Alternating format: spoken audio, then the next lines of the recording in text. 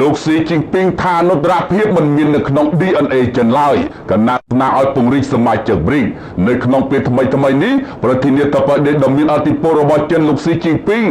អំពីវិនិយោគឲ្យពង្រីកសមាជិកនៅក្នុងប្រទេស BRICS ដើម្បីកសាងសណ្ដាប់ធ្នាប់អន្តរជាតិប្រកបដោយសមភាពនិងសមធម៌លោកស៊ីជីងពីងបានលើកឡើងយ៉ាងដូចនេះនៅក្នុងបទថ្លែងសន្ទរកថានៅក្នុងកិច្ចចាប់ផ្ដើមនៃជំនួបកំពូល BRICS ក្នុងទីក្រុង Johannesburg ប្រទេសអាហ្វ្រិកខាងត្បូងកាលពីថ្ងៃអង្គារម្សិលមិញនេះនាឱកាសនោះប្រមុខរដ្ឋាភិបាលចិនបានធ្ងន់ថាចិនគ្មានបំណងចូលរួមក្នុងការប្រកួតប្រជែងអំណាចមហិមា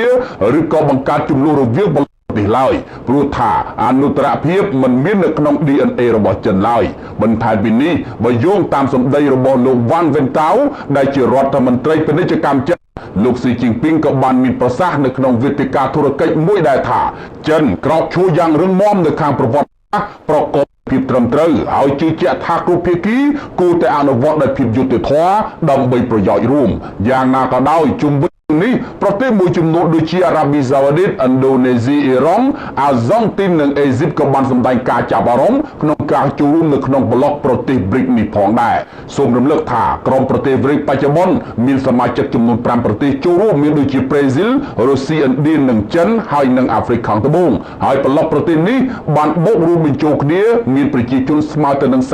40% នៃប្រជាជនសរុបនៅក្នុងពិភពលោកនិងមានសេដ្ឋកិច្ចស្មើទៅនឹង 25% នៃសេដ្ឋកិច្ចពិភពលោកទាំងមូលអ៊ុយក្រែនបានអះអាងថាការវាយបកកំពុងតែបន្តទៅមុខគណៈបេសកកម្មឈានដល់ខែទី3កាលពីថ្ងៃអង្គារម្សិលមិញនេះមន្ត្រីជាន់ខ្ពស់របស់អ៊ុយក្រែនបានរៀបរាប់ថាដំណើរការវាយបករបស់ខ្លួនទៅលើកងកម្លាំងឈ្លានពានរុស្ស៊ីកំពុងតែទទួលបានផលបណ្ដាហើយបើទោះបីជាសត្រូវមានចំនួនច្រើននិងអាវុធទំនើបជាងខ្លួនក៏ដោយតាមប្រពន្ធទទួលបានពីសារព័ត៌មាន Reuters បានបន្តថាគណៈដែលការវាយបកឈានដល់ខែទី3មន្ត្រីអាមេរិកបានវិភាគថាអ៊ុយក្រែនអាចនឹងពិបាកវាយយកទឹកដីមកវិញខ្លាំងណាស់ព្រោះការដាក់ពង្រាយមានដ៏ច្រើនសម្បើមពីសំណាក់រុស្ស៊ីយ៉ាងណាមិញនៅពេលថ្មីនេះលោកស្រីហាណាម៉ាលីយ៉ាអនុរដ្ឋមន្ត្រីក្រសួងការពារជាតិ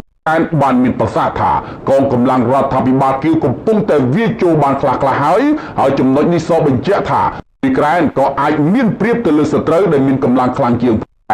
លោកស្រីម៉ាលីយ៉ាបានមានប្រសាសន៍ថា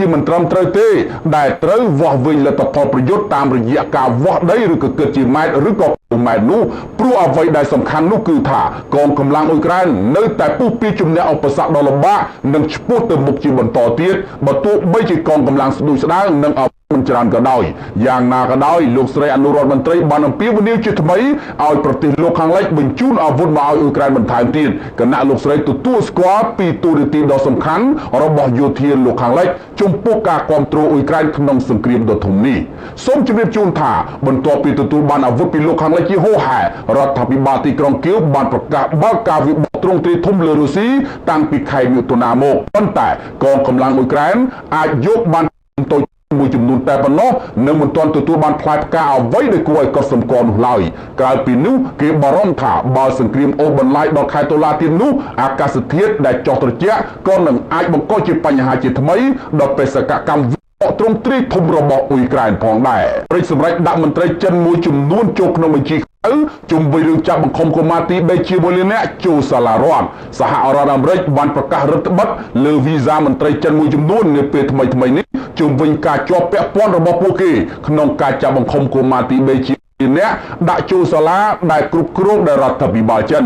យោងតាមសារព័ត៌មានអាចារ្យសារ៉ាបានបន្តឲ្យដឹងថានៅពេលថ្មីនេះរដ្ឋមន្ត្រីការបរទេសសហរដ្ឋអាមេរិកគឺលោក Anthony Blinken បានធ្វើការប្រកាសយ៉ាងដូចនេះដោយមិនបានអំពីបុគ្គលដែលជាប់ពាក់ព័ន្ធឡើយប៉ុន្តែបានអំពាវនាវរដ្ឋាភិបាលទីក្រុងប៉េកាំងបញ្ឈប់គោលនយោបាយចាប់បង្ខំរបស់ខ្លួនសម្រាប់ពលរដ្ឋនៅក្នុងតំបន់ដាច់ស្រយាលនាភាគខាងលិចប្រទេសនៅក្នុងសេចក្តីថ្លែងការណ៍នោះលោក Blinken ប្រសាសន៍ថាគោលនយោបាយចាប់បង្ខំបែបនេះគឺដាក់ចេញដើម្បីលុបបំបាត់វប្បធម៌អក្សរសាស្ត្រនិងទម្លាប់ប្រពៃណីប្រចាំតំបន់នៅក្នុងចំណោមយុវជនជំនាន់ក្រោយរបស់ទីបេបន្ថែមពីនេះលោករដ្ឋមន្ត្រីបានសង្កត់ធ្ងន់ថាយើងសូមសំណូមពរឲ្យធូចិនបញ្ឈប់សកម្មភាពចាប់បង្ខំកុមារទីបេដាក់ចូលសាលារៀនរបស់រដ្ឋហើយត្រូវបញ្ជាការគៀបសង្កត់បែបនេះបន្តទៀតសូមរំលឹក ការពីខែកុម្ភៈក្រុមអ្នកជំនាញរបស់អង្គការសហប្រជាជាតិបានសម្ដែងក្តីបារម្ភថាប្រព័ន្ធសិក្សារបស់ចិនកំពុងតែចាប់បញ្ចូលពលរដ្ឋទីបេមួយភាគធំឲ្យចូលនៅក្នុងវប្បធម៌ហាន់វិញ